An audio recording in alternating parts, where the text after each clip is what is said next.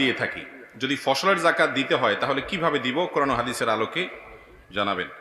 এটা নিয়ে তো দীর্ঘ আলোচনা করতে হবে।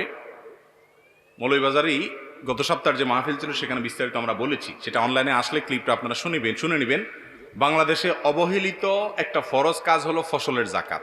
আমরা জানিই না, টাকা পয়সার জাকাত, ব্যবসার মালের জাকাত, স্বর্ণরূপার জাকাত আমরা অনেকে দেই, কিন্তু ফসলের জাকাত দেই না। ফসল যদি কমপক্ষে 26 মণ হয়,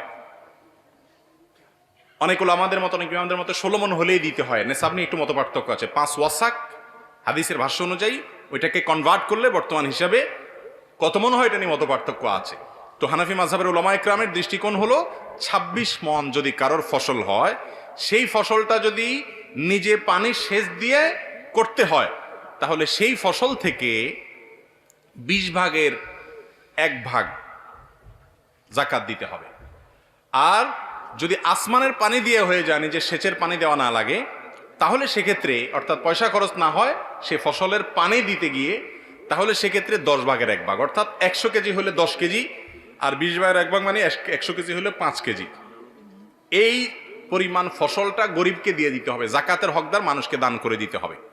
আমরা ওই আলোচনা বলেছিলাম, বাংলাদেশে যেই পরিমাণ ফসল একটি বছরের স্বাভাবিক বছরে হয়, সেই ফসলের যদি ওসর দেওয়া হয় ঠিক মতো, অর্থাৎ এটার যে জাকাত, এটাকে ওসর বলা হয়, সেটা যদি দেওয়া হয় ফসলের জাকাত, তাহলে সেক্ষেত্রে ফিগারটা আমার এই মুহূর্তে মনে আসছে না, সম্ভবত 5,000 কোটি টাকা মূল্যের ফসল দান করা হয়।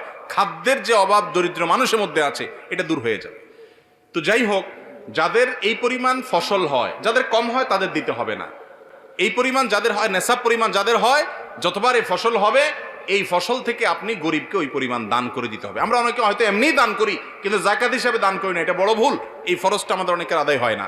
বিস্তারিত জানার জন্য ডক্টর আব্দুল্লাহ জাহাঙ্গীর রাহমাহুল্লাহর ওসর বাংলাদেশে ওসর ও জাকাত বইটা আপনারা কালেকশন করে নিতে পারেন। আর অনেক বই আছে এরকম, সেই বইগুলো নিতে পারেন, এগুলো অনেক দরকারি। এবং জাকাত, এই জাকাতটা আদায় না করলে আল্লাহর কাছে জবাবদিহি করা লাগবে। এটা অবহেলিত ফরজ, আমরা জানিই না বাংলাদেশের মানুষ। এটা নিয়ে আলোচনা পর্যালোচনা হওয়া দরকার।